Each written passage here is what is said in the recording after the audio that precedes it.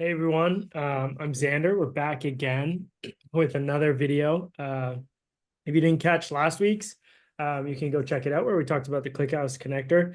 The idea behind these videos is we're going to get together every week, Laura and I, or maybe just Laura, or maybe just me, every week, and we're going to try and break down something we're working on or something we just released or a part of Bytewax. The idea being we can kind of give you some insight on what's going on. Anyway, so Laura and I are here. Hi, Laura. How are you doing? Hi, Zander. We've switched roles this time. You're going to be sharing something you've developed. So tell me, what have you been working on? Yes, so a few months ago, we hosted this real-time RAG workshop along with Microsoft and Unstructured. And as part of that workshop, our goal was to incorporate Azure AI Search.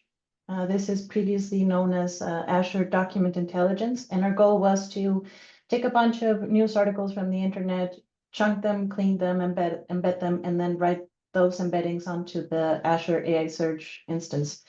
So we did some rough work in that workshop to develop a custom sink. And today I'm going to be sharing with you the sink as an importable module that you can now use to generate and populate vectors in real time. Cool.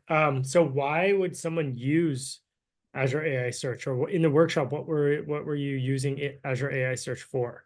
Yes, so you can think of this as a vector store, similar to how we've seen an explosion in the last little while of different vector stores. What these vector stores allow us to do is store vectors. And just to give a quick overview of what a vector is in the world of NLP. So you'll have a collection of text, and this text will have words. And one of the things that we seek to do when we build these RAG systems is search the collection of documents. Now, one of the methods that we use to represent text is this idea of using embedding models. And what these embedding models do is they take the text and they transform it into numbers. And one of the properties of these vectors is that these vectors retain semantic meaning, such that when I go ahead and search on a vector database, the vector database is able to retrieve relevant information in a more efficient way. Okay, so we're going to be taking unstructured data, so sentences, words, or whatever. You're going to turn that into numbers, and then you're going to put that into AI search, but Azure Yes. AI Search.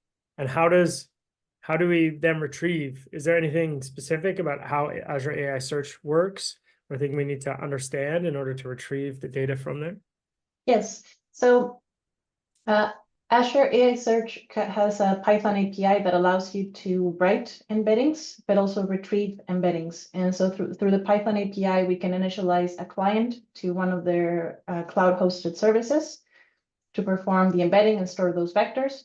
Whenever I have a question, of course, I can't send my question in natural language to the vector DB. I have to apply the same embedding model onto the question such that the two vectors can be compared.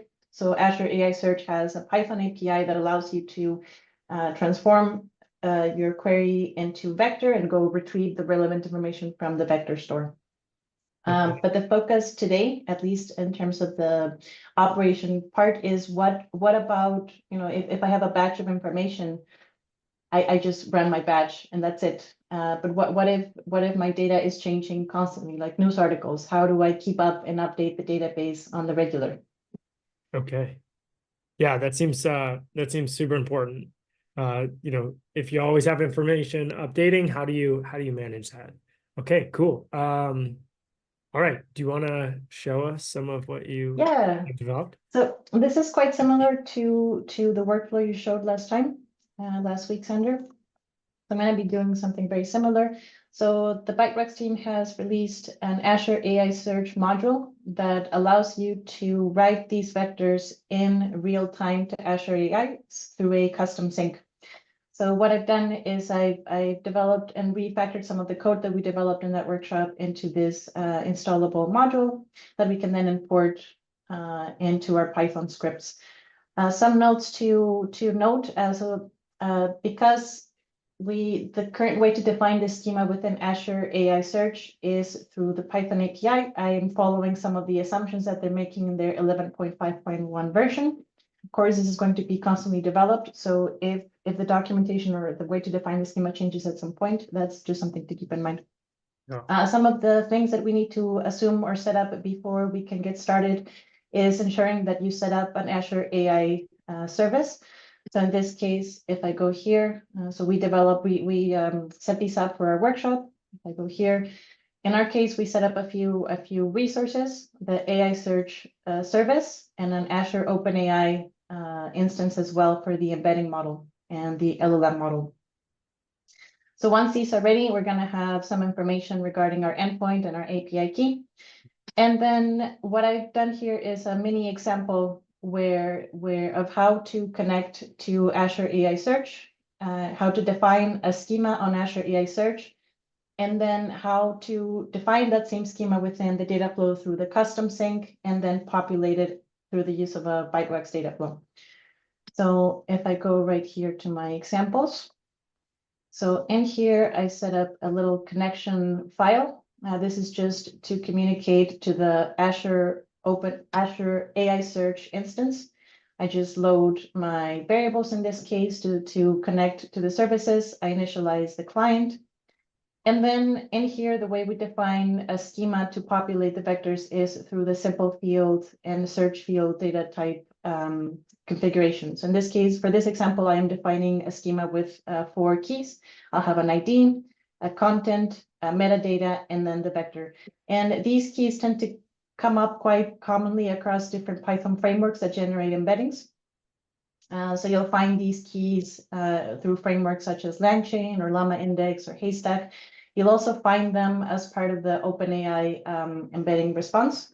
So these are quite common to find. So, and then from here, I just used Azure AI configuration to set up my vector search and the algorithm. For more information on the different ways to configure, I think we can check the Azure AI Search configuration. And then from here, I can set up my search index. So in this case, I'm just focusing on this part of real-time index generation with Bytewax. And now here's the cool part. So in this case, I built a small indexing pipeline that is going to take us input entries from JSON-L file. So in this case, I took our SEC filings dataset and just took a small sample. And this SEC one this pipeline is going to take us input this URL. It's going to visit the page, it's going to extract the text. It's then going to chunk it and apply an embedding model and then store those vectors onto Azure AI Search. So I just built a simple indexing pipeline here. All it's doing is it's extracting the content of that URL that is parsing from that JSON line file. It's applying an HTML to document component, cleaning it up, splitting it, and then applying an embedding. Now, in terms of the data flow itself, so in here, I have some Bytewax imports. So these are the classic imports you'd see when you build a data flow. And then I have my Azure Search Sync. This is the one you can install through let me just go back here. So I'm going to go ahead and import this. And then in here, the one thing that I want to be careful with is this Azure Sync initialization. So I can pass my service name based off of what I got from the cloud. And then this schema definition, I want to make sure that I have the same key names as what I defined on the Azure configuration front.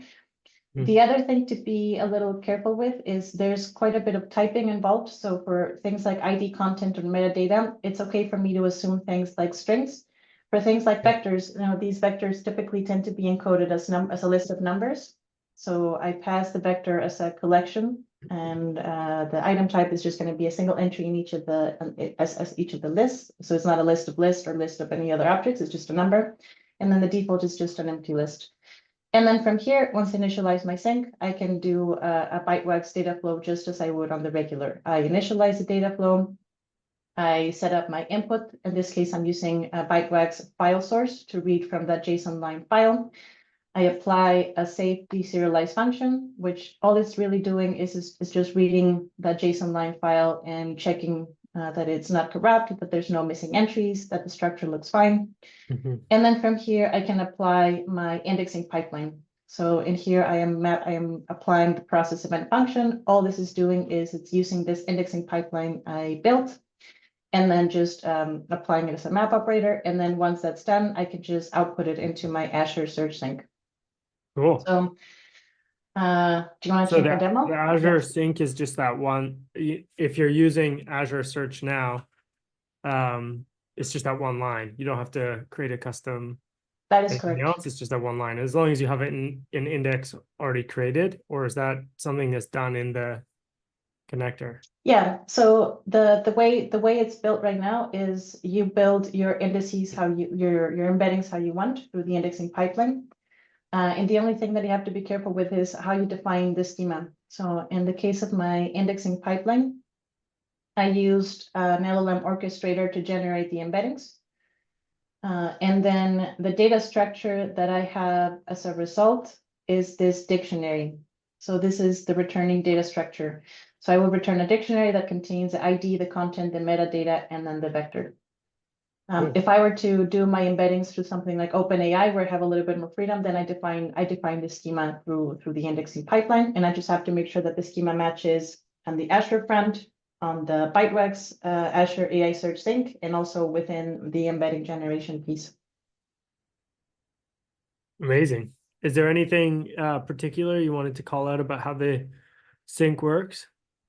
Yeah, so one of the things that's quite nice about the sync is, so once I connected it to the data flow, it's really easy to verify that things are working as expected. So one of the challenges, I think, when it comes to building pipelines that generate embeddings and then actually populating those databases is making sure that things work smoothly, that the population is seamless, and there is no interruption between.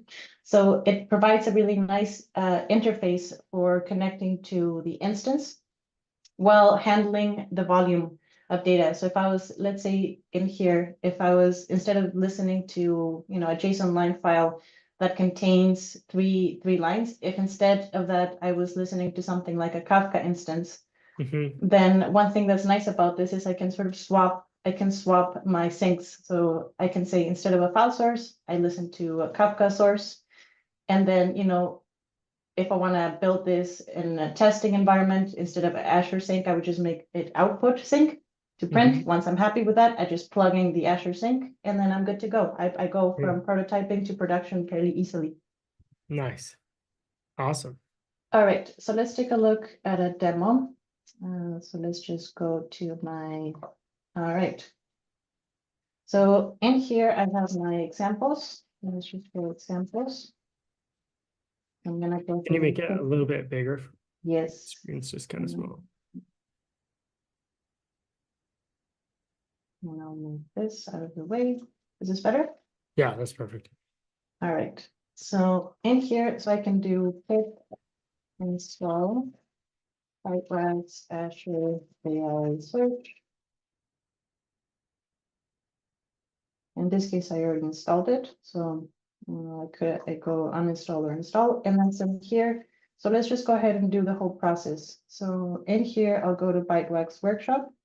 And if I go to indices, there is no index right now. So I'm going to go ahead and do Python connection.py.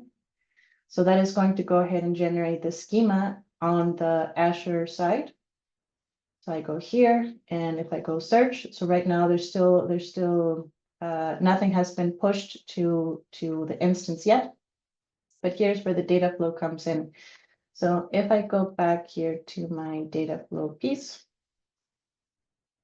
So let's just go docs, examples, and data flow. And let's go here. So in here, what I'm going to do, what this example is going to do is it's going to read the content of this JSON line file. It's going to deserialize it. It's going to apply my indexing pipeline, and then the vectors that it generates is going to then populate onto the Azure AI Search instance. So okay, let's just move this. Python -m Bytewax.run, Bytewax flow. Oh no, there we go. Data flow, flow. Oh I my think God, thank you so your much. modules data flow. Okay, so I'm gonna clear and try it again. Clear. No, node. So in here, it's now running the pipeline, is generating the embeddings, and then at the end it says, oh, it was successful populating the vector database. So then if I go back here and I refresh and I hit search, boom, here are the embeddings for the 3 entries.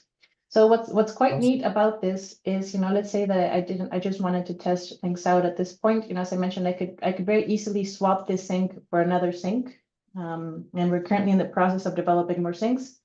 So if there was an interest from the community for us to build a sync for, say, Weaviate, or build a sync for Milvus, or build a sync for Pinecone, for example, the idea is you have the ability to swap these syncs as you need and follow the exact sync process. So yeah, this is it in terms of the demo for today. Do you have any other questions for me? No, that was really cool. Thanks for walking me through that. All right, thank you so much, Zander. And we'll see you on the next one. Yeah. See you, everyone.